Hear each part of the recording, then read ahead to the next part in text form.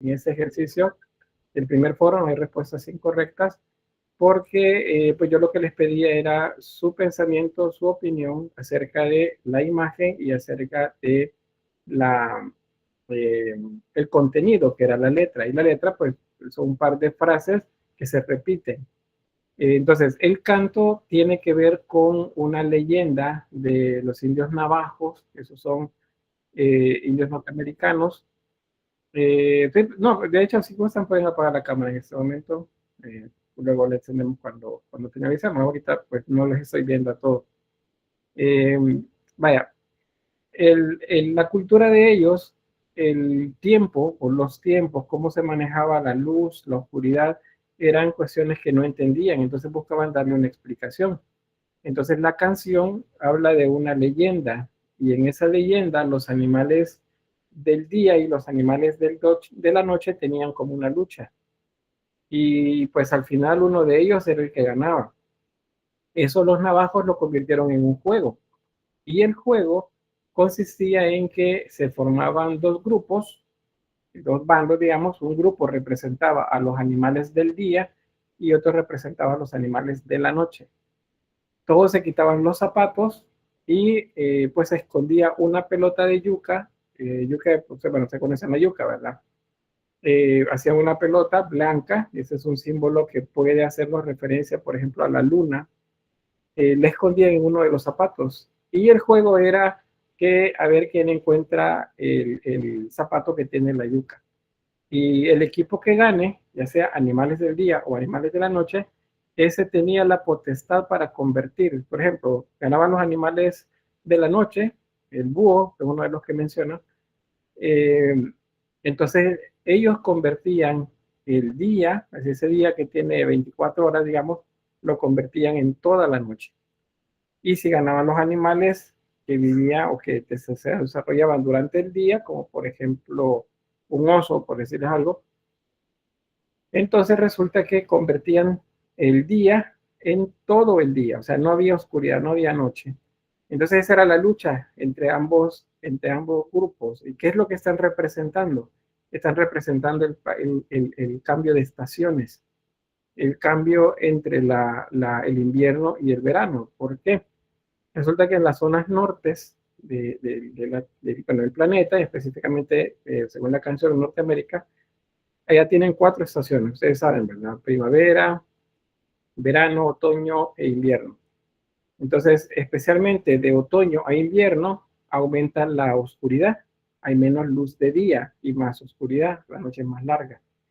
Y de la primavera al verano, aumenta la cantidad de luz, o sea, hay más día que noche. Entonces, eso que para ellos es algo inexplicable, lo buscaron, bueno, lo interpretaron y lo explicaron a través de esa canción que luego, como les decía, convierten en un juego. Entonces, vuelvo acá a la palabra contexto, que es la que les daba al principio. Es a través del contexto que nosotros entendemos las cosas. Entonces, esta canción, igual que la primera que les puse fuera de grabación, eh, también necesitan contexto para poder entenderla. Entonces, ustedes hicieron bien porque respondieron los criterios que se les pusieron, las preguntas que se les hicieron, pero probablemente eso está distante de lo que yo les estoy explicando que significa la canción.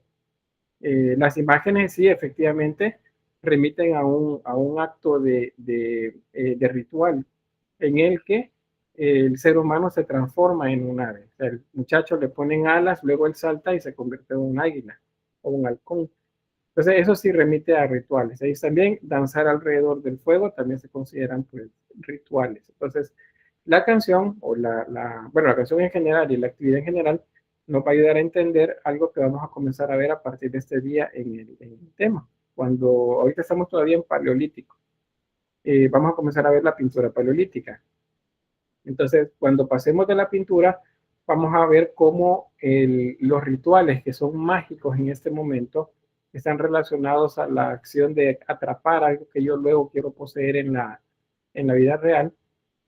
Comienzan a transformarse en actividades eh, cognitivas más complejas que tienen que ver con la imaginación y con la proyección a futuro. Así que pues eso, ahí cerramos lo del ejercicio. No sé si alguien tenía una opinión más sobre eso. ¿No? No, todo bien, licenciado. Bien, el resto se sienten representados con lo que dijo el compañero. Nada. Bueno, todo bien, dice Carlos. Bueno, vamos a avanzar entonces. Bien. Ya en el contexto, ahora volviendo a la clase, pues vimos la semana pasada lo referente a al arte paleolítico, específicamente la escultura. Acordémonos que arquitectura en el paleolítico no existe. Ellos usaban lo que ya encontraban en la naturaleza, eso eran cuevas, covachas, abrigos rocosos, todo eso ya lo encontraban. Sí, sí, como una cuestión, digamos, como mágico religioso, encontramos el culto a las figuras femeninas, especialmente representados en las llamadas Venus paleolíticas, que es lo que vemos acá. ¿Alguien recuerda a qué se referían estas imágenes? ¿Qué es lo que representaban según lo que se ha logrado interpretar? Diana, dígame. Recuerdo que usted nos mencionó acerca del matriarcado, donde Ujú. la mujer tenía importancia. Muy bien, gracias. Daniela Nicole. Estas figuras más que todo representan la fertilidad y la maternidad. Muy bien. Y eso pues era ubicar a la mujer en una posición importante, ¿verdad? Ahí vi a alguien más, no alcancé a ver quién era el que levantó la mano. Benedica Sofía dice representa la divinidad. Esperanza dice una divinidad. Y bueno, alguien más había levantado la mano, pero la bajó. Bueno, resulta que sí, efectivamente eso es, y por eso es que se repite durante pues todo el periodo, en muchos lugares. Hay diferentes imágenes que corresponden a las llamadas Venus paleolíticas. ¿Okay? Ahí vamos a quedarnos con esto y vamos a avanzar hacia la pintura del periodo paleolítico siempre. En la pintura, pues debemos de distinguir este término, el cual hablamos de arte parietal. Si cuando estamos leyendo acerca de historia del arte de la prehistoria, encontramos algo que dice arte parietal, esto se refiere al arte que está hecho en las paredes. En las paredes, o sea, todo lo que está en las paredes, como manera de murales, eso se llama arte parietal, a eso se refiere. Y dice, mire, pero ¿es parietal o es arte rupestre? Es ambas cosas, solo que arte rupestre es más general, porque el arte rupestre también incluye estas figuras, pero el arte parietal se refiere únicamente a las imágenes que aparecen en las paredes de las cuevas o abrigos rocosos. Eso es la diferencia. Pues hay de todo acá, encontramos en las paredes pinturas, relieve, grabados y signos ideomórficos también. eh, y más adelante, en la medida que avanzamos con el tiempo, figura humana. En el paleolítico, digamos que la figura humana pintada es mínima, mínima, mínima. Eh, Se ubican tal vez de cada 100 uno en todo lo que se encontraba hasta la fecha, lo cual nos quiere decir que no es significativo. Podemos afirmar que no había representaciones de figura humana en el arte del periodo paleolítico. Y dice, pero acaba de decir que había una de cada 100. Sí, pero esas se ubican ya casi al borde de otro periodo que es el llamado mesolítico. O sea, estamos en un periodo de cambio, pero el periodo paleolítico pleno no hay representaciones de figura humana en las paredes. Bueno, aquí tenemos una imagen y pues, ¿qué era lo que hacían en las paredes? Pues hacían dibujos. Esos dibujos podían ser grabados o podían ser pintados. Grabados, acuérdense, es cuando se raya, se marca la superficie dejando como una pequeña grieta o una marca que nos simboliza una forma. Eso es grabado. O podían ser pintados, como esta imagen que ven acá. Una de las características importantes de la pintura del periodo paleolítico es que es naturalista. Y vean acá el animal, ¿ven? Tiene representados hasta manchas en la piel. Vean la nariz, la parte del hocico, la cornamenta, el color, bueno, de la piel, de la pelumbre, el color de las patas, que es un tono diferente. Está hecho de la manera más realista posible. Entonces, cuando hablamos de temas del periodo paleolítico, primero vamos a decir que en general es animalística, o sea, temas animales. Es como les decía, 99%, si no es que más. Vamos a encontrar toros, bisontes, caballos, ciervos, osos, cabras, rinocerontes lanudos, mamuts en algunos casos, tigres, dientes de sable y otros tipos de fauna, en algunos casos megafaunos, animales grandes, que era con lo que ellos convivían en esa etapa. También se encuentran algunos signos que son enigmáticos para nosotros porque no les encontramos un sentido exacto de qué son o qué representan. Pero podemos encontrar manos, por ejemplo, que son las más reconocibles, o la representación de órganos sexuales, tanto el masculino como el femenino. Y dice, bueno, pero ¿por qué los hacían? Porque son una representación de la fertilidad. O sea, eso no significa otra cosa más que fertilidad. Cuando vean la exageración o la presentación de órganos sexuales, en esa época se refiere a la fertilidad. Y bueno, otros que no se entienden exactamente qué son, y a eso se le llama idiomorfos o idiomórficos. No, esos no tienen un solo significado, solo se puede suponer que es algo, pero no tendremos nunca la certeza de qué quisieron representar. El estilo de esta etapa del Paleolítico es realista, lo cual significa que todas las imágenes que hacen tienen una calidad bastante grande y tienen una forma, los animales, significativamente exacta con respecto a los animales en la vida real. ¿Qué significa eso? Pues que los hacían, quienes hacían esos rituales donde pintaban las paredes, tenían una capacidad de observación bastante grande. Si saben observar, saben hacer las cosas. Esa es una regla en dibujo, por ejemplo, o en pintura. Si ustedes entienden algo, entonces lo saben hacer. ¿Por qué lo tenemos que entender? Porque una vez ustedes lo entienden, ustedes saben qué partes son las que corresponden en cada lugar. Si alguien dice, es que a mí me cuesta dibujar, es que no me sale, están haciendo un cántaro y les está saliendo una taza, pero es que no me sale. Entonces, ¿qué sucede?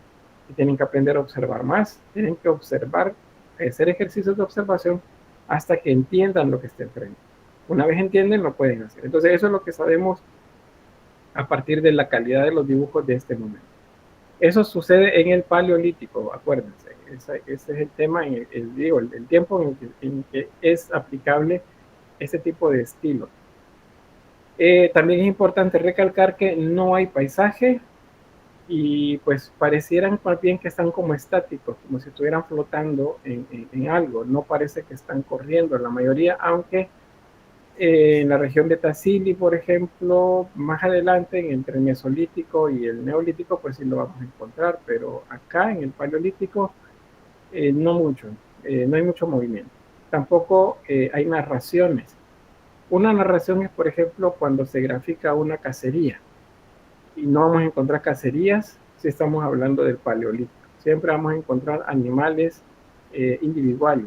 Y al hacer análisis de esos animales que están separados, al hacerlo separado, encontramos que fueron hechos en diferentes momentos, no corresponden a la misma etapa.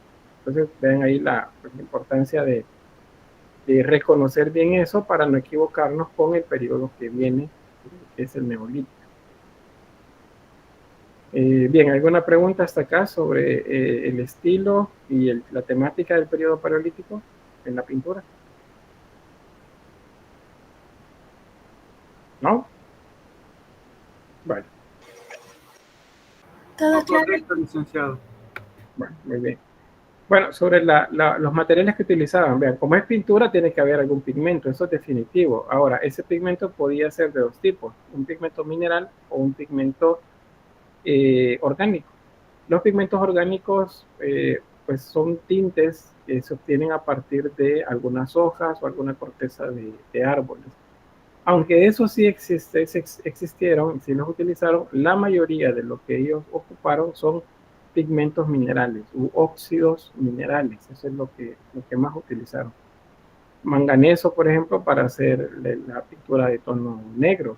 Aunque para el negro también utilizaron la, la, las ramas quemadas como carbonizadas de un tizón. Ustedes saben un tizón, ¿verdad? Usted lleva carbón, ustedes lo agarran y pueden dibujar con él. Entonces eso lo utilizaban también, ramas quemadas que tuvieran carbón.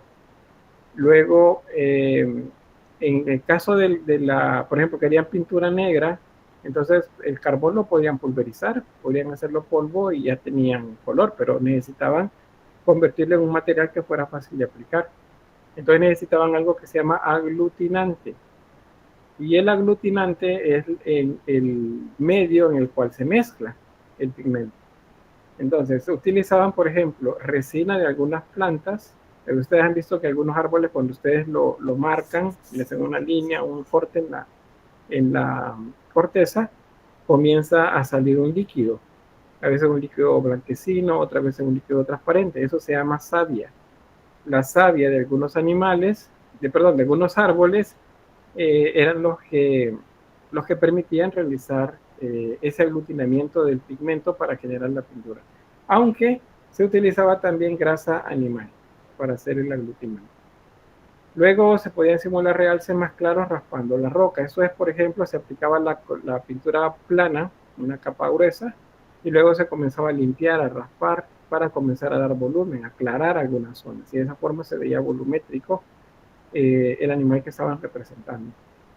También que a nivel técnico se sabe que trabajaban directamente con los dedos, han encontrado ahí los trazos de los dedos, pero también se podía escupir la pintura con la boca. Eso es una técnica que se llama estarcido.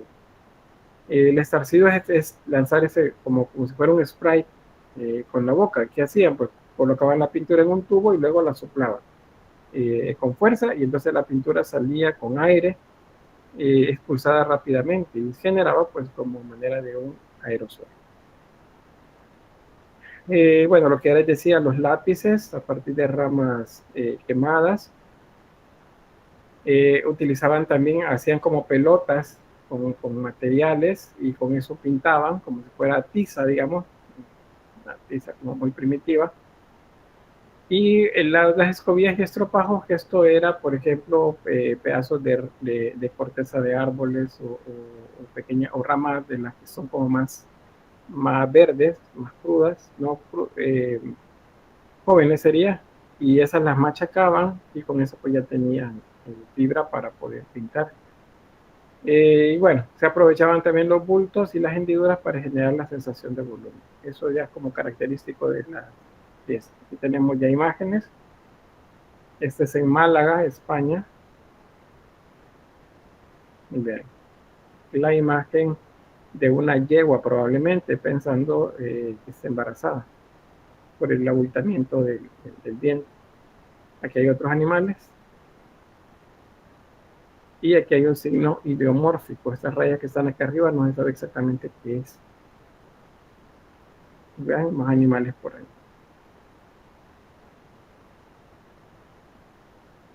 Ese es un ejemplo. Vamos a ver más. Otro. Esta ya más adelante les muestro el contexto, o sea, el espacio donde está. Pero vean, esto pareciera que van todos corriendo. ¿Sí, Daniela? Eso iba a indicar, da una sensación de movimiento. Sí, porque todos están como hechos en la misma dirección. Eso pareciera que van como corriendo, pero más bien pareciera que flota ese que está acá. Ahora, esto no es una sola escena, sino que son varias escenas pintadas en diferentes momentos. Ahora, tienen sí la misma orientación, probablemente eso fue algo hecho adrede, o sea, vieron hacia dónde iban y pusieron todos en esa dirección. Pero ¿qué ha sucedido cuando han hecho análisis de estas imágenes? Si vean, este es como un toro o una vaca, vean el tamaño, el caballo, vean otros caballos más pequeños. Este otro probablemente es una vaca, vean el vientre abultado como si estuviera embarazado. Entonces, si se saca una muestra de pigmento de acá, una muestra de este, una muestra de este otro y una más de este, resulta que los tiempos no coinciden, no corresponden a la misma época. Sí, digamos a un periodo un poco amplio, pero no a años así como muy cercanos, lo cual nos dice que no fueron hechas en el mismo momento. Entonces, ¿por qué pintaban encima de otras imágenes que ya estaban ahí? Simplemente porque no estaban buscando decorar nada. Ellos necesitaban hacer el ritual a través del cual ellos hacían propio el animal que estaban representando y simplemente pintaban encima de lo que ya estaba, porque no les interesaba lo que quedaba abajo. No hay una idea de decoración en eso, sino simplemente es realizar el ritual mágico religioso. Por eso se ven así. Acá hay un ejemplo más frontal este es un bisonte. Vean el color, los volúmenes, todo como muy naturalista. ¿Sí, Alison? Tenía una duda también. Ellos utilizaban sangre para como pintar sus retratos. O no, nunca lo hicieron. ¿Cómo no se han encontrado, pero no sangre de ellos? Se han encontrado sangre de animales, de los mismos que ellos cazaban. Pero no la utilizaban. Por ejemplo, este rojo voy a ponerle sangre encima. La sangre o sea, la apariencia se deteriora con la exposición al aire y pues al poco tiempo seguramente no era ya roja. Pero lo que sí hacían era mezclarla con los pigmentos para hacer una pintura, para hacer la pintura. Entonces no es solamente el material del ser vivo, en este caso la sangre, o grasa también que utilizaban, sino el pigmento. Y a partir de eso ya tenían una pintura. Muchos de estos, así como lo ven acá, lo que hacían era, como les decía, soplar a través de un tubo la pintura para que se generara el estarcido. Era como si estuvieran pintando ¿cómo se llama? Con un spray la superficie.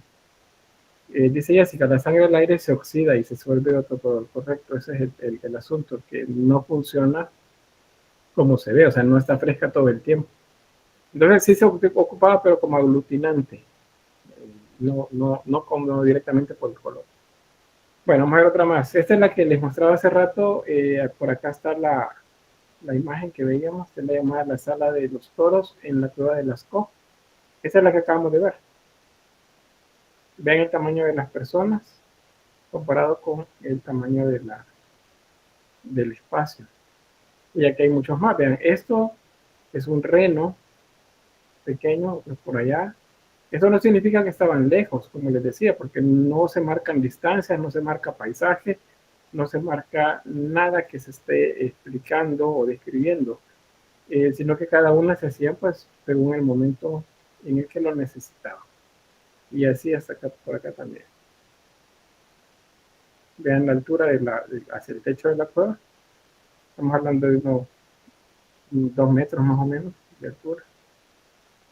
Y tomando en cuenta que estos, los que lo hicieron, medían menos de 1,70 m, pues necesitaban entonces algo para poder subirse y pintarlo pues, lo más tranquilamente que pudieran para darles tiempo de representar el naturalismo. Otros ejemplos más, estos son caballos, vean, y acá abajo aparece un rinoceronte lanudo. Vean ese naturalismo, la forma de la cabeza es casi que exacta como es en la realidad, en la cornamenta, y el caso de los caballos, pues igual uno es la par del otro. Dice, mire, pero lo hicieron al mismo tiempo. Pues no necesariamente, porque les repito, al hacer análisis de los tiempos en los que fueron hechos los pigmentos, aplicados los pigmentos, pues entonces es diferente la fecha.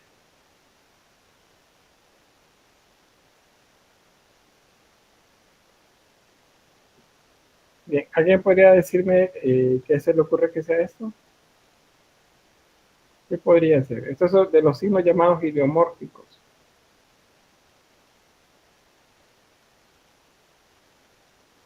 Sí, dígame, ¿quiere otro hermano? Hormigas. Bueno, Pueden llegar a ser hormigas. muy bien, pueden ser hormigas, ¿qué más?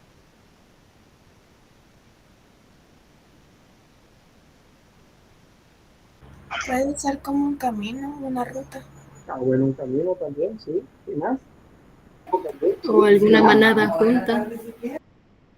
También una manada y, bueno, se fijan, los animales caminan casi que en línea, ¿verdad? Siguiendo a los que van adelante. Muy bien, ¿qué más?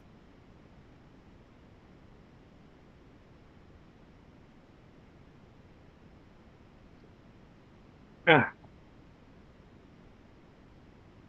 en el chat, quiero ver, no, nadie escrito en el chat. Bueno, resulta que estos son de los llamados signos idiomórficos. Y les repito, ¿qué significa eso? Pues que no sabemos a ciencia cierta qué es. No les puedo decir yo a ustedes, no me están equivocados.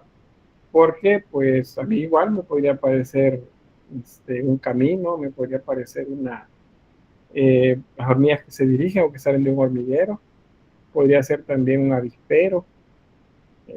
Pues hay muchas cosas que podría ser eso que vemos acá. Entonces, por eso se le llaman idiomórficos, porque no tienen exactamente un significado único, sino interpretaciones de lo que puede ser.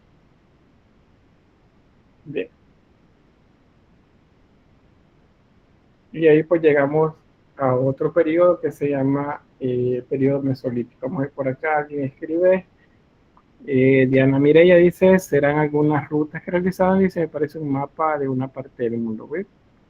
Tal vez un mapa no tanto, pero puede que marque algo que nosotros sí marcaríamos en un mapa, como por ejemplo un río o caminos. Eso sí, pero todavía no se ha llegado a la época de retener tanta información en la cabeza. Esto es como más inmediato. Es más fácil que fuera un hormiguero a que sea alguna otra cosa. Sin embargo, pues, como es idiomórfico, ahí lo que ustedes me digan, pues eso se tomo como válido, siempre y cuando esté dentro de los parámetros, ¿verdad? De lo que estamos observando. No me vayan a decir a un extraterrestre, porque entonces sí hay fallos. Bien, periodo mesolítico. Yo veo una forma humana, dice Kelly. Sí, en cierta forma tiene forma humana. Pero vamos a decir que es idiomórfico. No hay una sola respuesta para él. Ahora bien, periodo mesolítico. Fíjense que el mesolítico es un periodo de transición, lo que significa que estamos pasando de un estadio a otro y por lo tanto se presentan cambios, tanto en el ambiente como cambios en las personas. Hemos pasado ya de este punto, imagínense, estábamos ya por el 33.000 años antes de Cristo, 35.000. Ahora estamos pasando al más o menos 25.000 a 20.000 años atrás en el tiempo. Algunos dicen de 25.000 a 15.000 años atrás en el tiempo. Eso se le denomina mesolítico. ¿Y qué es el mesolítico? Pues etimológicamente procede del griego mesos, que significa medio, y litos, que significa piedra. ¿Cómo se traduciría?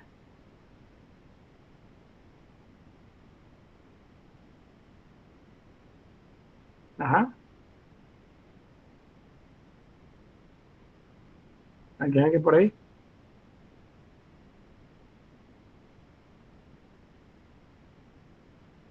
No. Media piedra, más o menos. Bien, vamos a ver. Meso significa en medio o de en medio. Y lito significa piedra.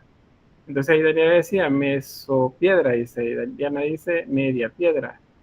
Yo se le dice media piedra. Mesolítico sería más bien la piedra de en medio. Eso sería la piedra de en medio, porque es un periodo de transición. ¿En medio de qué? En medio del paleolítico, que es la piedra antigua, el tema que acabamos de terminar, y antes de el neolítico, que es la piedra nueva. Entonces, por eso se llama mesolítico, porque es la piedra que está en medio, o sea, las culturas, herramientas que están un poco más en un estadio intermedio entre lo más primitivo y lo más avanzado para la época. Bien, esa está la etimología entonces, y bueno, lo que ya les mencionaba. Todo eso está escrito ahí para que luego lo estudien para el laboratorio y el examen. Ahí tenemos otros datos también sobre eso mismo. La piedra está entre la piedra antigua y la piedra nueva, que es el paleolítico y el neolítico. Ahora, dentro de ella se dan dos posiciones diferentes de los seres humanos que se desarrollan en la época. Y por eso hay dos también como etapas dentro de ¿cómo se llama? El mesolítico. Primero, el llamado epipaleolítico. Ese sería aquellas culturas que aun cuando hay otras que se mantienen en un estadio más avanzado, estas permanecen como si fueran de la edad paleolítica, el periodo paleolítico. El preneolítico, esa es una anticipación, es decir, estos están más avanzados, porque estos ya no solo hacen lo que hacen eso, sino que tienen técnicas nuevas y diferentes, más avanzadas. Entonces el preneolítico va más avanzados que los epipaleolíticos, pero ambas culturas están al mismo tiempo. Ahí tenemos una parte de la contextualización de la ubicación histórica. Después de esa, bueno, hay un cambio climático, eso es lo primero. Hablamos de un cambio de clima. Los cambios de clima traen consecuentemente extinciones de animales y de seres vivos en general. Entonces la fauna fría y el clima frío cubren una serie de oscilaciones, transformando a consecuencia el paisaje, la flora y la fauna. Los glaciales comienzan a retroceder en Europa, y eso hace que el clima cambie en diferentes partes del mundo. Entonces, aquí ya como más imagen, con imagen, lo que les mencionaba, los epipaleolíticos persisten en el tipo de vida anterior que tenían. Eran nómadas, cazadores, recolectores, y pues el estadio de evolución es como si se fuera estancando. Y luego tenemos, por el contrario, los llamados mesolíticos propiamente. En este caso, las zonas que se favorecen mejor para el nacimiento de una cultura es el periodo neolítico. Perdón, el mesolítico, pero en la región del Medio Oriente y más hacia el oriente. Es decir, la región de Mesopotamia, Egipto, India y China. Esas son como las regiones en las que mejor se dan las cosas para que esos comiencen a evolucionar y den un salto de calidad hasta convertirse pues en seres humanos modernos. Ahí tenemos una imagen de las glaciaciones. Eso que ven en blanco era hasta donde llegaba el casquete polar. Hay una gran diferencia con respecto a cómo se ve en la actualidad, porque aquí, por ejemplo, Noruega, Inglaterra, ¿qué vemos aquí?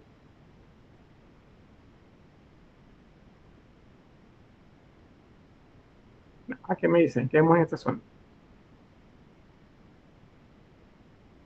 Nieve. Nieve, aparte de nieve, se puede ver ahí.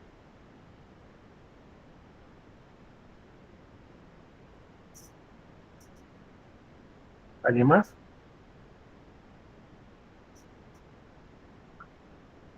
El hielo. Hielo, correcto. Son grandes montañas de hielo, los llamados glaciales. Estos se comenzaron a deslizar, así, en lo que se derretían, se iban deslizando en diferentes partes de Europa y fueron dándole forma a algunas regiones montañosas del norte de Francia, por ejemplo, algunas zonas también en Gran Bretaña, que es lo que vemos en esta parte de acá. De ahí en el resto de lugares la mayoría pues se derritió. Eso sucedió hace unos 20.000 años más o menos atrás en el tiempo. Ahora, ¿qué sucede? Si se fija en esta imagen del lado derecho, cuando cambia cuando cambia el borde acá del glaciar, cambia también el color de esto. Esto es desierto. La zona esta es baja y media de Estados Unidos. La zona sería Europa, creo que sí, el mar Mediterráneo por acá. Esto sería Rusia, esta parte de acá. La zona de la actual Siberia. Entonces, eso aumenta, ¿ve? Según sea la época del año, es decir, la temporada de invierno y la de verano. Pero en la etapa de las glaciaciones, este fue un cambio más lento y más permanente. El hielo retrocede, pero va cambiando el clima en las otras regiones. Entonces, nos permite ver diferentes fósiles de los que se han descubierto de la gente de la época. Ahí tenemos tres, unos más habituados a la vida fría, otros a la vida tropical, pero que tienen tanto domesticación de animales, vemos que va a la parte de un lobo, como herramientas para la siembra, la agricultura como tal. Pero hay otros que se mantienen como cazadores. Estos que se mantienen como cazadores están un poco más hacia que sería hacia los bordes de las regiones boscosas, por ejemplo. Bueno, preguntas ahí. Agua, dice hielo. ¿Sí, Daniela? O sea, se podría definir en la época, bueno, el periodo mesolítico en que estos homínidos ya comenzaban con la agricultura y la domesticación. Sí, en el Mesolítico, sí, especialmente los que se llaman preneolíticos. Ellos ya comenzaban con eso. Pero hay otros, los llamados epipaleolíticos, que se mantenían en estos estadios. Cazadores recolectores, esto es en una zona más fría y esto es una zona más templada, con un poco más de calor. Pero se mantenía. Eso es parte de lo que vemos en ese momento. Y vean, los cambios climáticos han sucedido pues, a lo largo de la historia geológica de la Tierra. Y siempre conllevan la aniquilación de muchos animales, eso se llama extinción. Entonces, parte de lo que se extingue entre el 30.000 y el 20.000 años atrás en el tiempo es una de las ramas homínidas, es la del neandertalensis. O sea, los neandertales se terminan extinguiendo hace ya pues un par de decenas de miles de años. Bueno, vamos a avanzar y pasamos del Mesolítico y llegamos a este periodo Neolítico. Acuérdense, Paleolítico, piedra antigua; Mesolítico, piedra de en medio; Neolítico, piedra nueva. Eso significa eso, piedra nueva. Ahora, en este momento se da algo que se llama revolución del Neolítico. Y si se fijan, pues ahí hay en el centro, se llama la representación del periodo Neolítico, y luego vemos una revolución sobre el Neolítico que nos produce cambios en la forma de vida y cambios en la pues, administración de todo esto. Especialmente las creencias cambian. Dice, ¿será que así domesticaron al perro? Pues se piensa que entre los animales domesticados está el perro. En esta otra diagrama se lo planteo por acá. A ver. ¿Sí? Primeros animales domesticados: cabra, oveja, buey, caballo, perro. ¿Cómo pudieron haber domesticado el perro si era un pariente del lobo en aquella época? Pues es seguro que los lobos o los perros salvajes perseguían a los grupos humanos mientras estos se movían en diferentes territorios. ¿Y por qué los seguían? Porque se iban quedando con los desechos que iban dejando. O sea, como comían un animal, pues lo que no comían lo dejaban, o lo que no aprovechaban lo dejaban. Y entonces allí se va generando también como excedentes. Esos excedentes, cuando se arruinaban, por ejemplo, entonces los dejaban ahí. Los perros que iban atrás, que iban siguiéndolos, se alimentaban de eso. Y así pues sucesivamente hay otros cambios. Yo se lo voy a plantear por acá. ¿Sí, Daniela?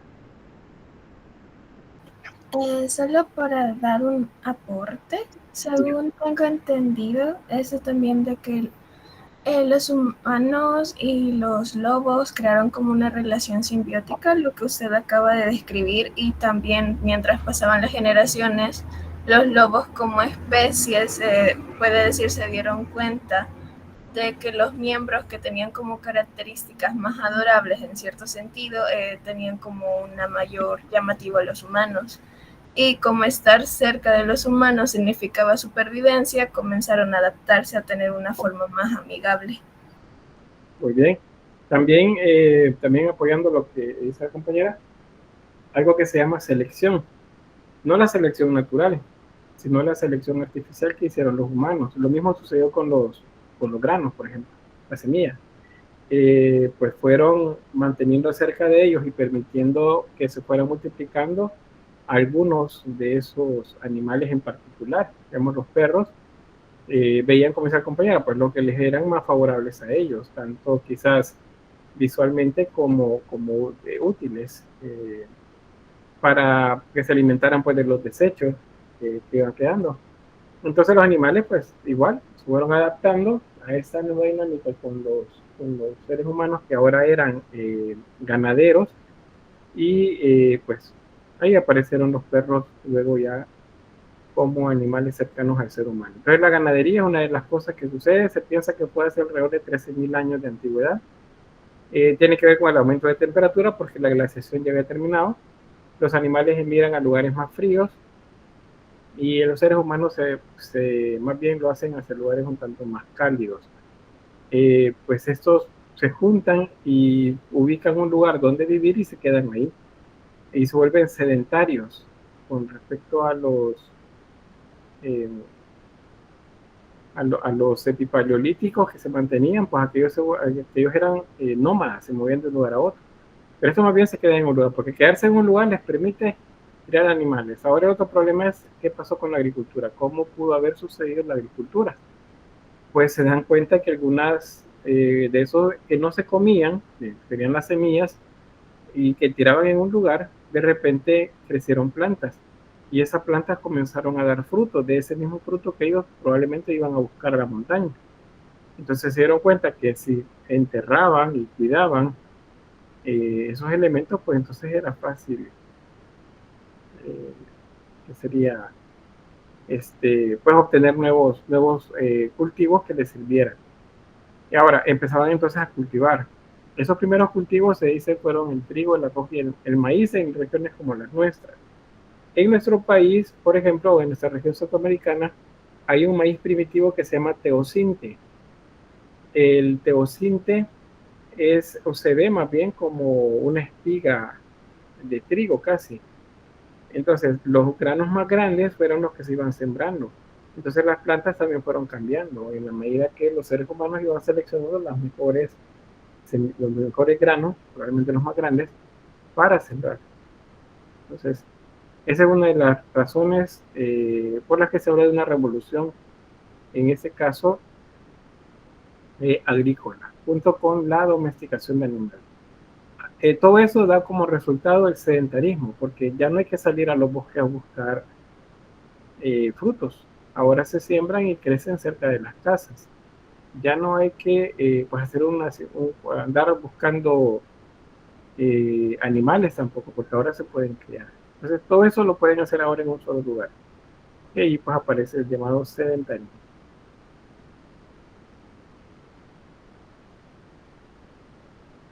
¿Preguntas? Todo claro, Luis. Bien, ¿y el resto qué dice? Todo claro, Luis. Muy bien, gracias, Civis. ¿El resto qué dice? Todo claro, licenciado. Espero que sí. Vamos a ver. ¿Qué características tiene? Pues se producen acontecimientos que cambian la vida del ser humano. Les decía, la glaciación termina y por lo tanto hay extinción de algunos animales y hay otros tipos de animales que se van a extender, que se van a adaptar a la vida, de hecho, cerca del ser humano. También se le llama el periodo de la piedra pulimentada porque las herramientas de piedra ahora son pulimentadas, ya no son toscas. Bueno, las revoluciones que les mencionaba, y eso facilita la aparición de los primeros poblados. y la domesticación de animales y de plantas. Las primeras construcciones que se hacen son ya llamadas palafitos. Ya les voy a mostrar algunas para que vean. Yo sé que ya las han visto, estos los palafitos. Estos se hacían en ríos, lagos, pantanos. También se construyen ya elementos en piedra gigantescos, los llamados megalitos. Y muchos de estos megalitos están vinculados al culto solar. Y si les digo culto solar, significa entonces que ya la religión se va convirtiendo en algo más importante y más bien organizado. Antes solamente esa organización tenía que ver con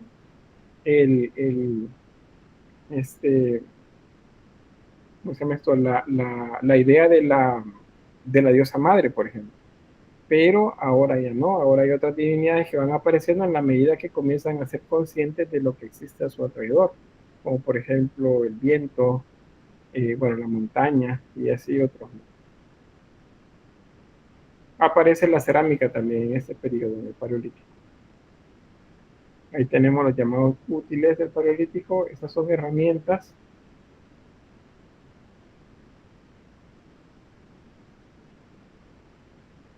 Ahí está. Vean, esta, creo que la vez anterior le hablaba de las piedras de rayo, ¿verdad?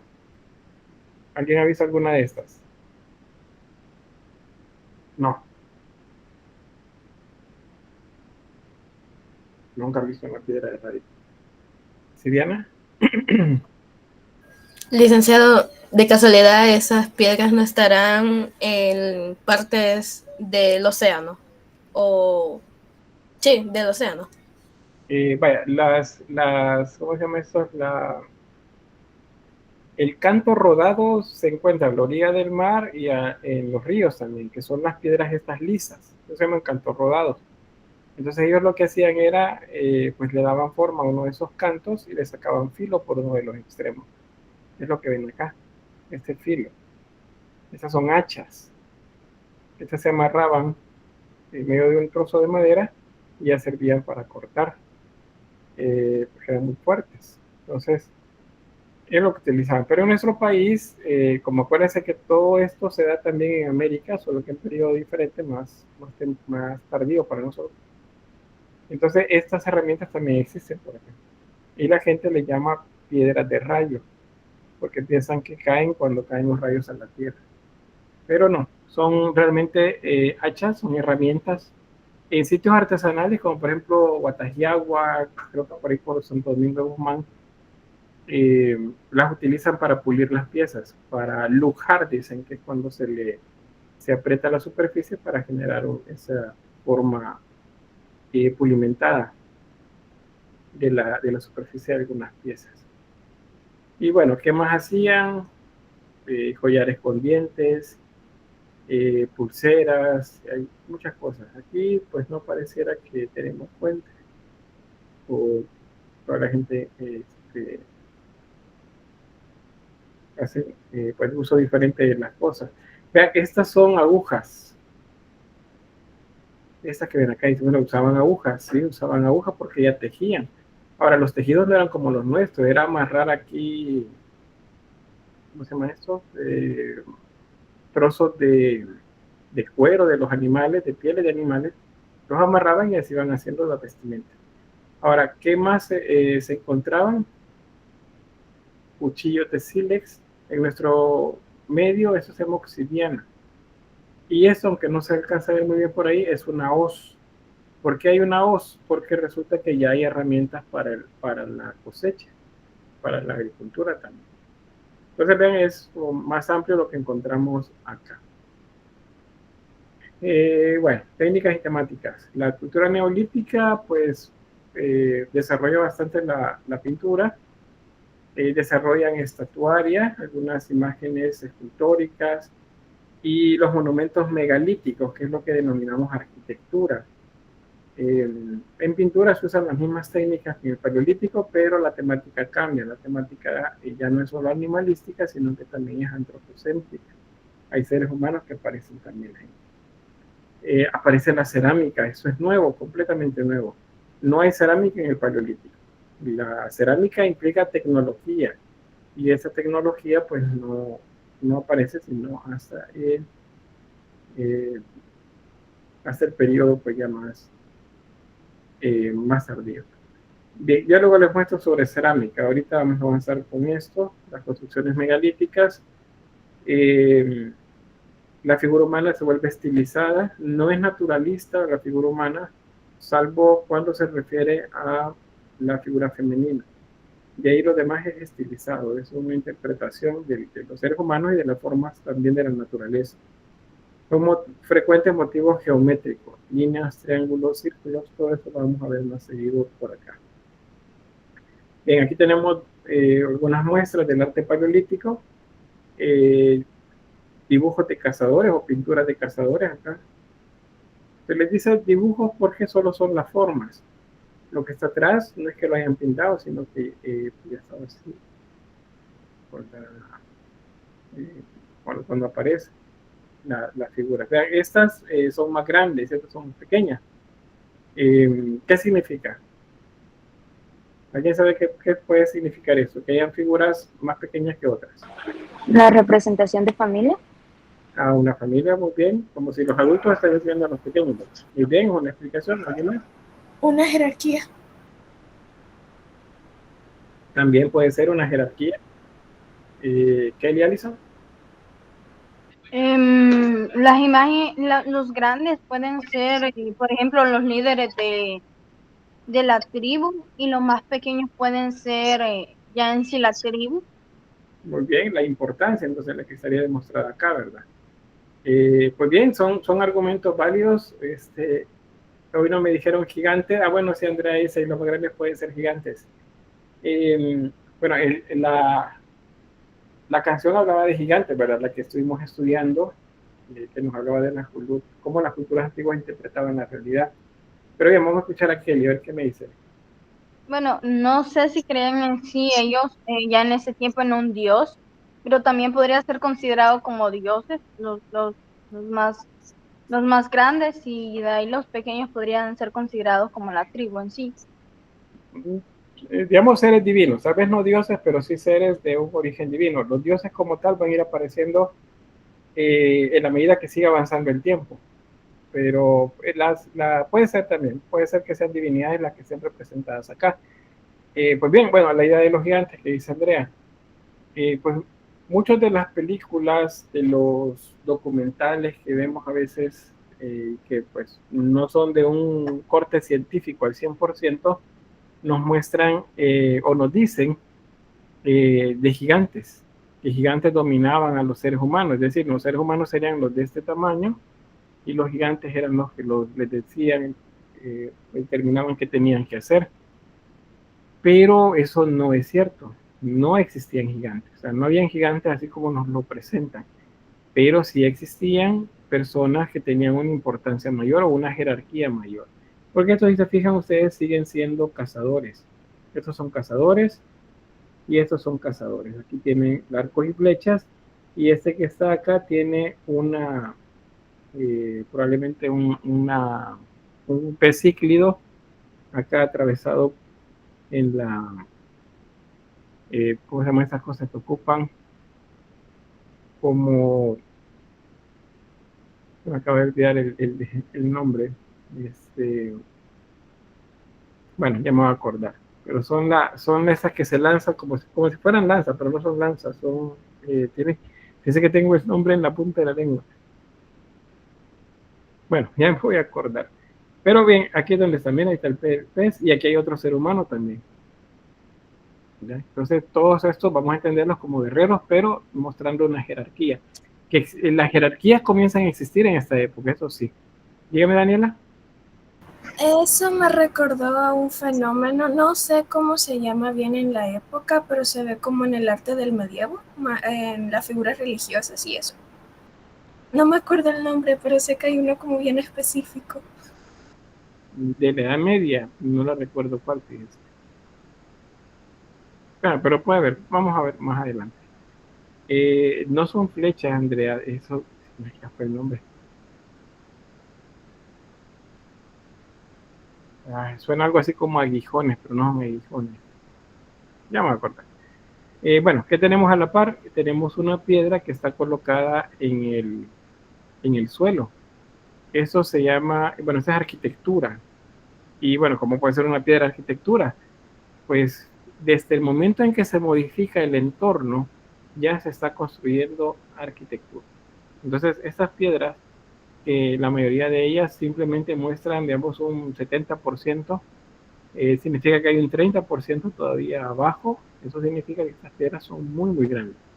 Pueden tener 5 o 6 metros de altura, más el largo que pueda estar enterrado en tierra. Otros ejemplos, bueno, hay representaciones de flora, que son estas como ramas de helecho. Los animales también, solo que ahora son interpretaciones. Arpones, Alejandra, gracias, esa es la palabra que buscaba, muy bien. Eso le pongo a la imagen, acá, como pequeños arpones, eso que está acá. Eso los utilizaban para pescar. Bien, fauna. Vean que es bien estilizado. Y ahora dice, ¿qué pasó? Bueno, ¿qué pasó acá? ¿Se acuerdan los bisontes que veíamos? Los caballos, las cabras, que los hacían bien naturalistas. Y miren ahora cómo pintan, cómo dibujan. ¿Qué creen que pasó? ¿Hubo un atraso o fue un adelanto esto? ¿Qué piensan?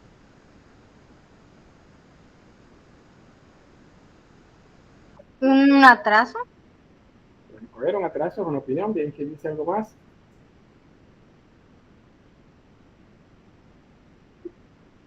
¿Me decía Alejandra?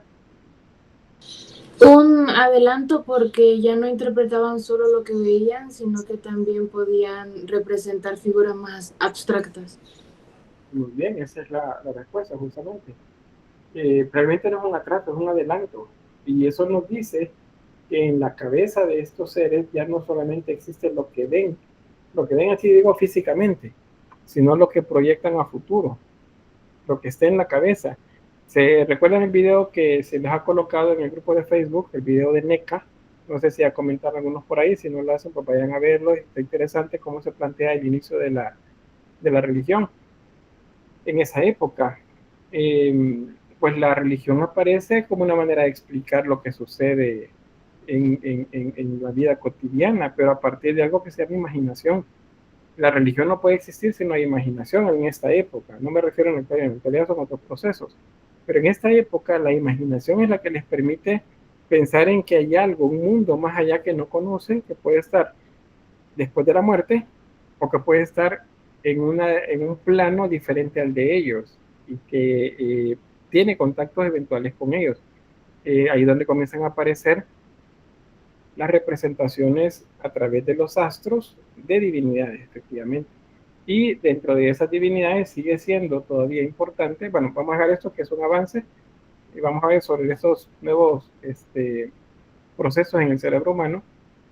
La figura femenina se mantiene como una muestra de la divinidad también, porque es una representación de la vida, es una representación de la fertilidad. Dígame, Sara Fabiola.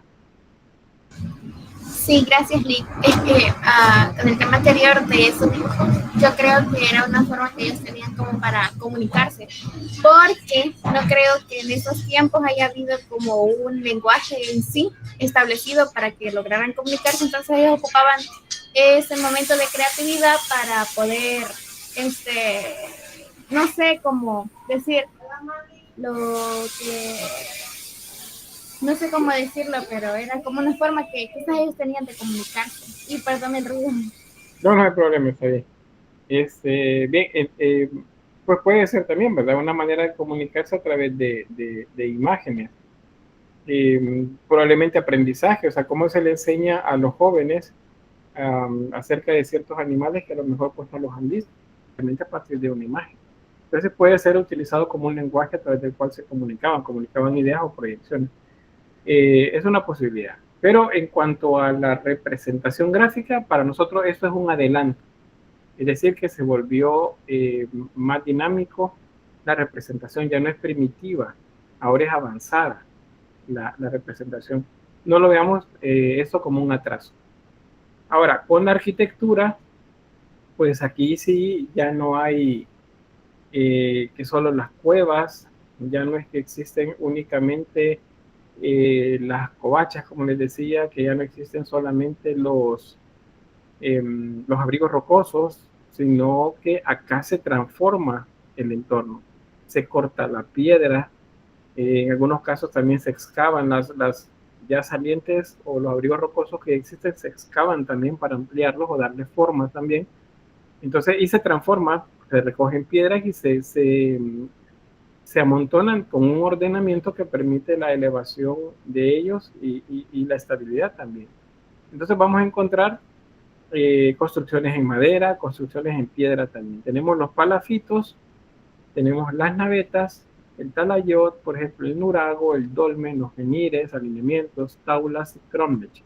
Todos estos, algunos son para habitar, otras son tumbas y otros son marcadores solares, marcadores del tiempo a manera de ¿cómo se dice?, de calendarios. ¿Qué le dice? Ya empezaron a ser creativos con la parte de la diapositiva anterior, sí, pero también eso de ser creativos también tiene que ver con esto, porque están proyectando y están entendiendo la realidad de una forma. Muchas de estas imágenes que vamos a ver las hacen en función de que necesitan proyectar a futuro calendarios, por ejemplo. O sea, una estructura que les permita saber, por ejemplo, cuándo deben sembrar o cuándo deben prepararse para la temporada fría. Así que vamos a ver por acá estos que son los primeros, los palafitos.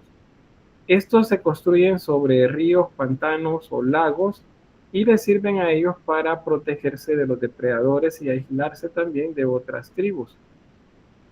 Se siembran pues troncos en el lecho rocoso y luego acuoso sería en este caso, y luego se colocan plataformas sobre las que se construyen las casas y de esa forma se mantienen lejos de los depredadores, como les decía, y pues protegidos.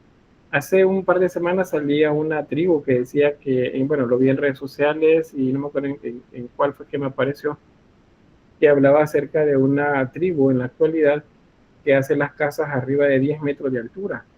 Las hacen en la copa de los árboles prácticamente. Y allí viven. Solo bajan nada más para ir a recolectar, para ir a cazar y luego suben otra vez a esos lugares. Y lo hacen como una manera de protegerse. Entonces algo similar sucedía acá en esa época con los palafitos. Las aldeas neolíticas hay de muchos tipos. No todas son iguales como el diagrama que les muestro, pero pues esta sirve como para ejemplificar primero que son comunidades. O sea, no son grupos individuales, sino que son comunidades de familias. Aparte de eso, si se fijan, hay una muralla de madera. Se han encontrado alrededor de los vestigios de estas aldeas murallas de madera, o sea, vestigios de donde estuvieron sembrados troncos. Esto es porque ellos se protegían de los depredadores y se protegían también de eventuales enemigos. ¿Quiénes pueden ser los enemigos? Pues otras tribus que quieran apoderarse de este lugar, porque a lo mejor este lugar tiene una planicie, porque este lugar tiene una cercanía con el río y el río pues es más trabajable, o sea, se puede pescar, se puede navegar, se puede usar el agua para regar los sembradíos. O sea, esto se volvía luego un territorio en disputa. Entonces, por eso ellos lo que hacen es protegerse con murallas. Algunas de estas aldeas, bueno, acá en estas, si se fijan, todo aparece como alrededor de una fogata, cerca del palo principal, del pilar principal que sostiene el techo. Pero algunas de estas construcciones, de estas aldeas, entraban en la tierra. Pues se hacían el agujero con diferentes espacios y luego le colocaban el techo encima. No sé si han visto unos videos que aparecen por ahí, de unos, creo que es en Indonesia, aparece ahí como la mentira del video, que con sus manos, con pedazos de madera, construyen casas subterráneas y les ponen encima techos de hojas de árboles o de palmeras. Entonces, algo así serían las primeras construcciones, las hacían bajo tierra. ¿Por qué? Porque en la mente de ellos a lo mejor todavía seguía la idea de que se sentían protegidos en las cuevas. Entonces buscan construir bajo tierra. Pero no todas eran así, les repito. Hay de ambos casos, como ven acá. La agricultura y la ganadería entonces son parte también integral de esta época. El territorio para sembrar, para cosechar y para la crianza de animales, especialmente los animales de cuernos. Esto es otra cosa interesante que nos debe de llamar la atención. Fíjense que como los animales principalmente que usan para su provecho tienen cuernos, resulta que a las divinidades les comienzan a poner cuernos. ¿Y por qué? Porque representan aquello que me es benéfico para mí, aquello que me ayuda a mí. En nuestra realidad, siglo XX, siglo XXI, perdón, yo les digo, miren, este ser tiene cuernos. ¿Qué es? Es el diablo. ¿Y por qué el diablo? Porque tiene cuernos. No, los cuernos en esta época son símbolo de fertilidad, son símbolo de abundancia y son símbolos de divinidad también, de autoridad. Entonces por eso los reyes cuando hacen las coronas, a las coronas les ponen cuernos. Y se ponen las coronas con cuernos porque de esa forma ellos están diciendo que tienen la autoridad de aquello que les da la vida también, que les colabora con la vida. Bueno, otra más. Esta es una naveta, esta es una tumba. Esta no es una habitación, esta es una tumba. Si les dijera que me calculen la altura, ¿qué me dirían? ¿Cuánto mide?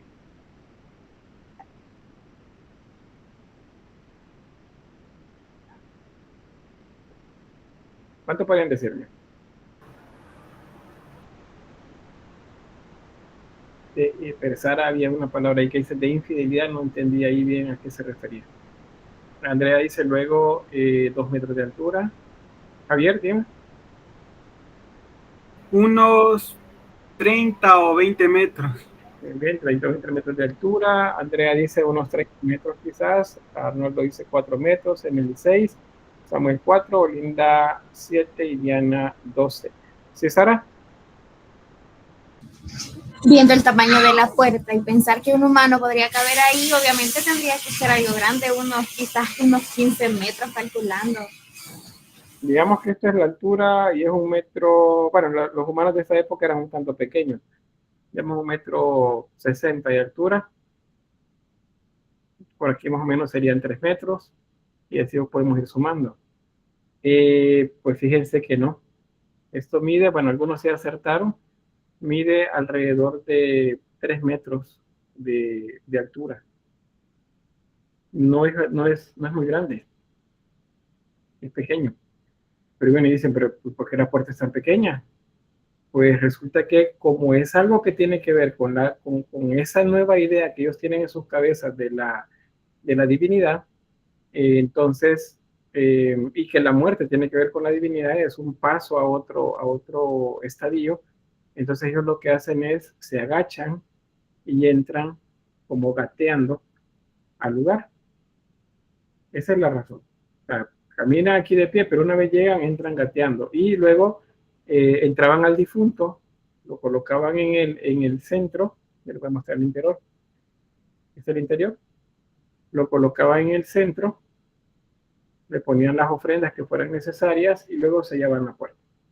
Y ahí lo dejaban. Digamos, dentro de 10 años necesitan, o 5 años necesitan usarlo de nuevo, pues entonces se limpiaba el espacio y pues los huesos no se tiraban, sino que los huesos se pasaban a la parte de atrás, donde había un espacio para colocarlos. Se llaman osarios, donde se colocan los huesos, y luego se colocaba el nuevo difunto. Y así sucesivamente a través de los siglos. Eso es lo que hacían acá. Esa es la función de las llamadas navetas. Estos son monumentos funerarios. Vamos a ver otro más. Estas son navetas habitacionales, es decir, tienen una estructura similar, están hechas con piedra, pero en este caso tenían una techumbre hecha con fibra natural, bueno, fibra de madera o palmas, por ejemplo, para cubrirlas. Esto está en unas islas que están en el mar Mediterráneo, pero que corresponden a la región de España. Se me escapa el nombre de las islas, pero pues en esas zonas donde están. Un dato interesante que nos dice acerca de la capacidad que tienen ellos de construir es que el aire marino viene desde allá para acá. Y vean que la parte contraria a la dirección del viento es la que está abierta. Eso significa que el viento golpeaba, pero el viento se iba de paso y generaba nada más una ventilación bastante agradable seguramente acá. Pero se protegían del viento directo en este lugar. Estas son entonces navetas habitacionales. ¿Ven? Otro aspecto es que están en lugares altos. Eso tiene que ver con la observación del entorno. Como por ejemplo estas dos, el talayot y el nurago. El talayot, bueno, ambos, nurago y talayot, estos sirven para observar. Vean que tienen ventanas. Ellos se subían por la parte interna para asomarse por las ventanas y ver desde una altura si venían enemigos. Si venía alguien que pudiese pretender atraparle o quitarle, perdón, el territorio. Entonces estas se vuelven tanto observatorios como también se vuelven torres defensivas. O sea, tienen también una muralla alrededor. Y era pues para hacer frente a los enemigos durante la guerra. En ambos casos son como torres fortalezas que servían para observaciones, repito, y defensa. Luego tenemos esto, los menires. Los menires, estos son piedras o monolitos que sirven para marcar un calendario, básicamente. Ahora, aquí volviendo a la idea de que pues, inicialmente ya en el Paleolítico pues se pensaba, por lo que hemos visto y lo que se ha encontrado, que la divinidad es femenina. Es la única divinidad que aparece representada. ¿Y por qué? Porque da la vida, porque trae agua al momento del nacimiento y el agua es vida. Ellos relacionaban el agua con todo lo necesario para que la vida se diera. Entonces, eso es en el Paleolítico. En el Neolítico comienzan a observar otros aspectos a su alrededor. Ahora son conscientes de sí mismos también. Y en eso que observan alrededor, observan el cambio de las estaciones. Ya les mostré el video, en el video que hicieron en el foro, que se trataba acerca del cambio de las estaciones. Entonces, eso no lo manejan todos, son pocos los que manejan la información. Y acá les voy a hacer reflexión acerca de algo que ustedes conocen. Les voy a marcar, ven, aquí donde está el cursor, acá, y les voy a marcar ese otro extremo. Esos son, digamos, extremos. Y donde está el menir es el medio, es la parte del medio. Entonces, si les dijera que nosotros ahorita estamos aquí, en esta etapa, es porque nos estamos acercando a la mitad de un periodo. El periodo largo se llama solsticio y ocurre cada 6 meses. Es decir que el sol sale acá y 6 meses después sale acá. Pero al medio de ese periodo de 6 meses encontramos 3 meses y en ese momento el sol sale en medio. Y entonces al salir en medio no lo vemos acá cuando va saliendo y de repente aparece arriba del monolito. Entonces aquí tenemos ya un calendario. Probablemente esa observación la hicieron a través de un árbol primero. Y una vez ellos, bueno, el árbol murió, quisieron tener ellos algo más, algo que durara más tiempo, pues entonces a tallar piedras, a decirle a la tribu que la mueva porque es una manera de cómo los dioses se comunican con nosotros. Y al decir nosotros me refiero a mi familia, que es la que gobierna. Somos los líderes. Y nosotros sabemos de eso. Esa información no se la damos a los demás. La conocemos nosotros. El conocimiento es poder. Es una frase que han escuchado ustedes, ¿verdad? Resulta que en esa época, pues, eso es lo que sucede. Ellos sabían que cuando el sol estaba aquí, en medio, comenzaba a deshielarse todo y comenzaba una etapa en la que los árboles comenzaban a florecer otra vez hasta llegar acá, a este extremo. Y en este extremo sabíamos entonces que era el momento propicio para poder sembrar, por ejemplo. Y luego veíamos cómo cada día el sol comenzaba a salir acá de nuevo, de regreso. Y de repente ya no lo veíamos. Y cuando el sol salía aquí a la mitad y se posaba sobre el menir cuando iba saliendo, entonces sabíamos que estaba a la mitad y comenzaba a hacer frío para esa época. Y luego el sol sigue saliendo y sigue saliendo, sigue saliendo hasta que de repente llega acá. En la medida que el sol se acerca para acá, cada vez hay más oscuridad. Se hace más oscuro todo. Y luego, cuando el sol llega al extremo más lejano, de repente comienza otra vez a salir cada vez más en dirección contraria. Y el clima comienza poco a poco a tener cada vez más luz, más luz, más luz, los días un poquito más largos. Acá de repente los días duran lo mismo, mitad y mitad. Y luego sigue aumentando la cantidad de luz y la cantidad de luz hasta cuando llega a este extremo y la luz ahora es más que el día. Y luego comienza a aumentar la cantidad de oscuridad otra vez y a disminuir la luz del día. Y el sol comienza otra vez a salir en dirección contraria. Y así por los siglos de los siglos. Diferentes generaciones veían siempre lo mismo. Pero lo que los observaban principalmente eran los líderes. Entonces los líderes decían, comenzaron a decir más bien, pues el dios Sol me ha dicho que, eso lo estoy inventando, probablemente no lo dicen de esa forma, pero se sabe por las culturas actuales que están en el mismo estadio. Pero es como decirles, miren, el dios Sol me ha dicho que recojamos la cosecha. O sea, vayamos a cortar la cosecha, recojamos y comencemos a guardar carnes, comencemos a guardar alimentos y agua porque va a comenzar a hacer frío, y preparemos ropas porque vamos a comenzar a tener frío. ¿Y qué sucede en los siguientes días, mientras avanza la temporada? Realmente tenemos más frío otra vez, más frío, más frío, más frío, el día cada vez es más corto y la noche más larga. Y acá, otra vez. Y entonces Dios dice, voy a hablar con los dioses con el dios Sol, para que no te vuelva otra vez el día, o el caso de los navajos, ¿verdad? Los animales juegan y entonces los animales del día ganan ahora. Y entonces cada día comienza a haber más luz otra vez. Y cuando el sol aparece acá arriba, entonces yo sé que la temporada de frío terminó. Y comienza una en la que reverdece la tierra. Yo les digo, miren, el dios Sol dice que ya no vamos a tener más frío, sino que vamos a comenzar a ver cómo el hielo se va y el campo reverdece. Y resulta que mientras el sol va saliendo cada vez más hacia allá, sucede. Entonces, ¿me entendieron la idea acá, verdad? Eso es observación del sol nada más. Y se estableció a través de este menir un calendario solar. Entonces, esa manera es como se medía el tiempo.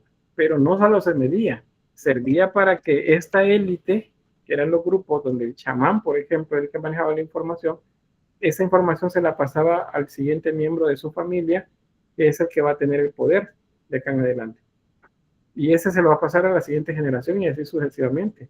Y entonces de esa forma se van perpetuando en el poder. Van convirtiéndose en la familia de líderes que tienen la comunicación con el dios Sol, por ejemplo. Y así con otros esfuerzos de la naturaleza también. Entonces, eso que les acabo de mostrar acá, eso es un juego que actualmente, es un calendario que actualmente conocemos como solsticios y equinoccios. Aquí tenemos, en los extremos que les mencionaba, tenemos los solsticios. Para nosotros, el solsticio de verano es el 22 de junio, y ese es el día más largo del año. Y es el momento en el que el sol ocupa más tiempo nuestra bóveda celeste, y por lo tanto hay más luz de día que oscuridad de noche.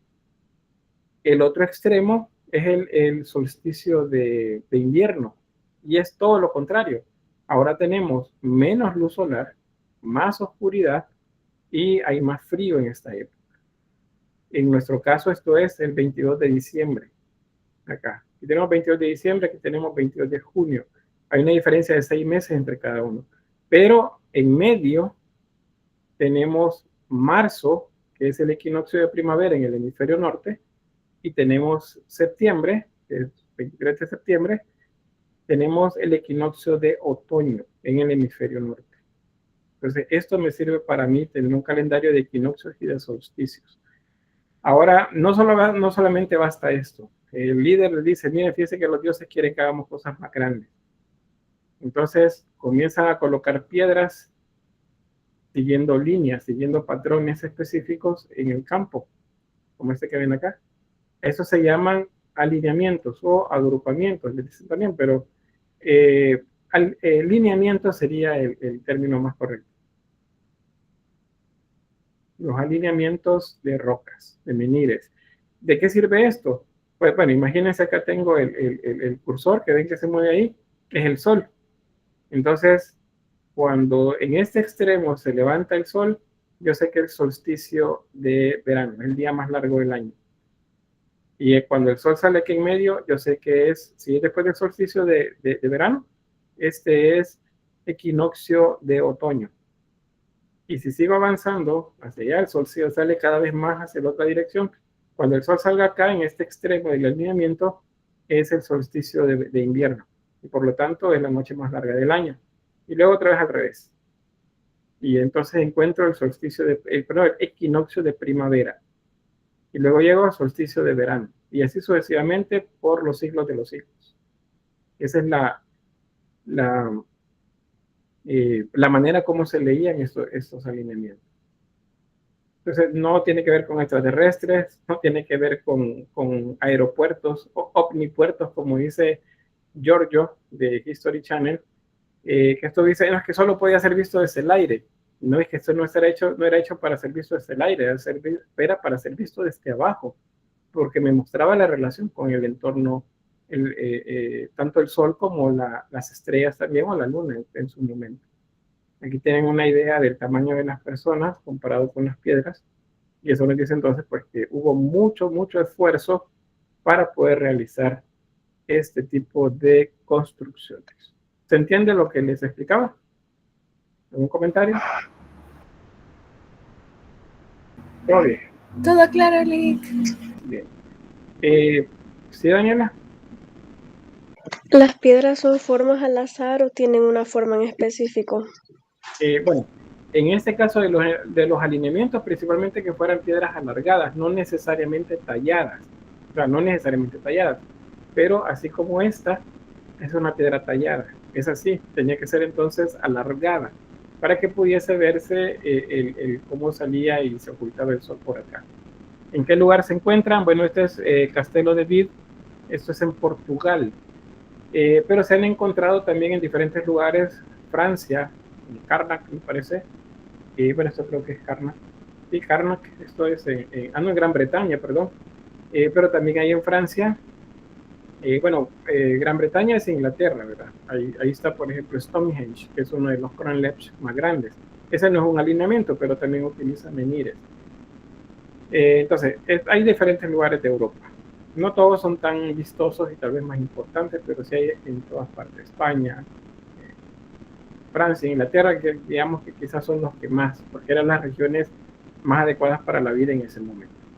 Bien, así rapidito con eso porque ya nos acercamos a la finalización de la clase. Aquí en esto les muestro los equinoccios y los solsticios.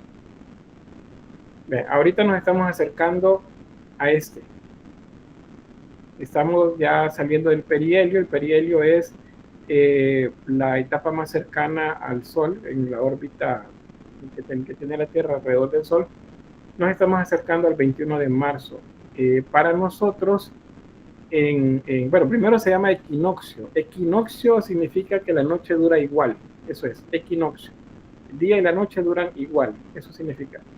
Para nosotros, en el norte, somos hemisferio norte, estamos al norte del Ecuador. Para nosotros esto es equinoccio de primavera. Pero para el sur, Sudamérica, estamos hablando específicamente Argentina, por ejemplo, Chile, Uruguay, Paraguay, para ellos es el equinoccio de otoño, porque ellos van hacia el equinoccio de invierno, perdón, el solsticio de invierno, o sea, ellos van a comenzar la temporada fría. Pero en el hemisferio norte, el invierno está terminando. De hecho, en lugares como Estados Unidos, establecen el 21 de marzo como el primer día de primavera, así como el 22 de junio dicen el primer día de verano, el 23 de septiembre dicen el primer día de otoño y el 22 de diciembre el primer día de invierno. Así lo establecen, nada más por cuestiones a veces comerciales.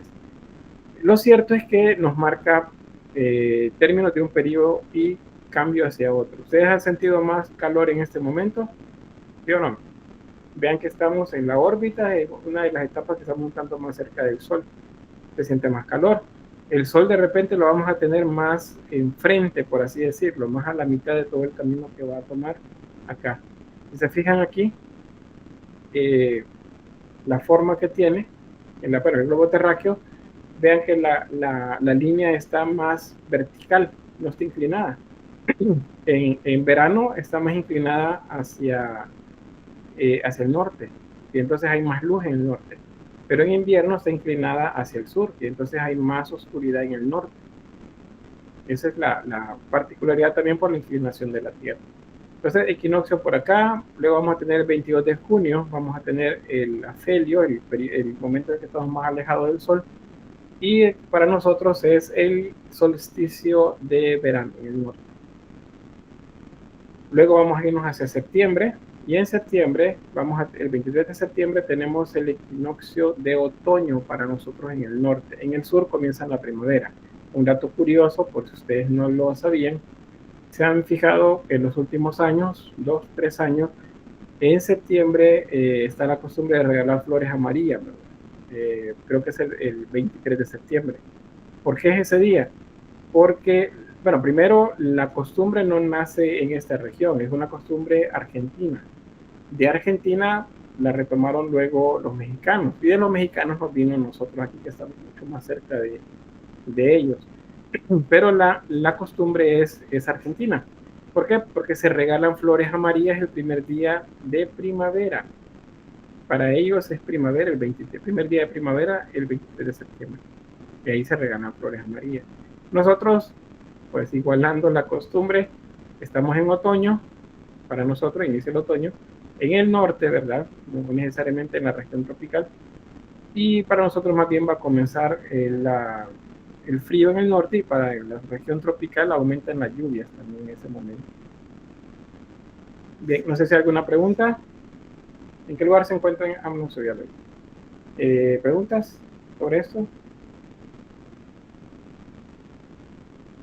No, todo claro, Lick. Muy bien. ¿Se entiende equinoccios? Solsticios. Solsticios son 2, equinoccios son 2. Equinoccio es el día y la noche igual, solsticio o el día dura más o la noche dura más. Así estamos. Ahorita vamos al momento en el que el día y la noche va a durar lo mismo, es el 21 de marzo. Y les doy un dato más para que conozcan. Esta semana es la semana de luna llena en estos días. De hecho, hay un eclipse a final de la semana, si ustedes pues pueden verlo, ojalá no esté nublado. Como nos acercamos al equinoccio, en nuestra región aumenta la nubosidad, pero ojalá esté un tanto despejado el cielo y podamos ver el eclipse. Ahí si toman buenas fotos, las comparten en el grupo. Ahora bien, ¿qué les quiero decir? La luna llena va a terminar antes del 21 de marzo.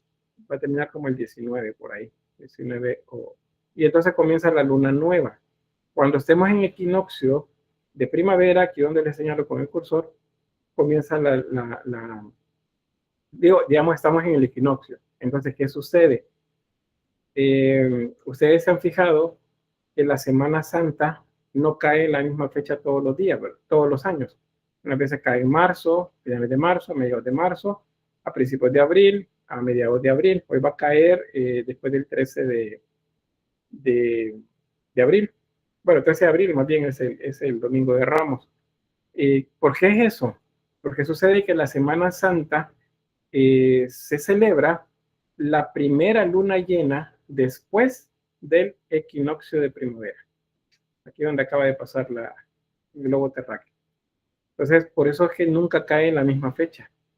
En esta ocasión, la luna llena va a comenzar el 13 de abril, que es el Domingo de Ramos. Y ahora tal vez ustedes caen en cuenta que todos los años que ustedes han tenido vacaciones o han ido a las procesiones o han disfrutado a nivel turístico o religioso, durante la Semana Santa siempre hay luna llena. Siempre hay una luna llena. Cae a veces al inicio, cae a veces a mitad, pero siempre para viernes, sábado y domingo, que son los 3 últimos días de la Semana Santa, que llaman el Triduum Pascual, siempre hay luna llena. Es porque se maneja para la fecha, se maneja un calendario lunar, y ese tiene que ver con el equinoccio de primavera.